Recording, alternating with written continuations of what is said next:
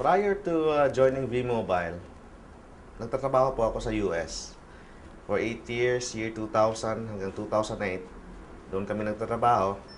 Pagkatapos, almost 2 years ago, my wife and I decided na mag-aral ng nursing dito sa Philippines. November 2009, a friend of mine called me. And he told me na mayroon pong magandang opportunity. Sabi niya sa akin, you're going to earn 30,000 a day, 210,000 a week, 900,000 a month.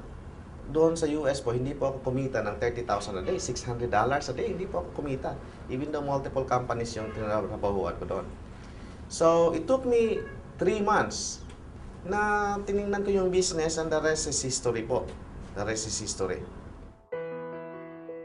What's the point po kung yung kinikita mo doon sa labas, ikitain mo dito sa Philippines? Yan po. That's the beauty po of V-Mobile. For example, you're going to ask advice doon po sa mga taong kumita sa business. Huwag kayong mag-ask ng advice sa mga tao pong hindi kumita kasi ang sasabihin niyan sa inyo, negative. For example po, mag-ask kayo ng advice sa marunong mag-drive. Kasi kung doon kayong mag-ask ng advice hindi marunong mag-drive, anong silbi niyan? So for example, dito sa V-Mobile, dapat po doon kayong mag-ask ng advice sa mga successful people. Yan po yung advice ko. Stay focused on the business, then learn the business po. Play the game, win the game. Salamat kayo sa V-Mobile.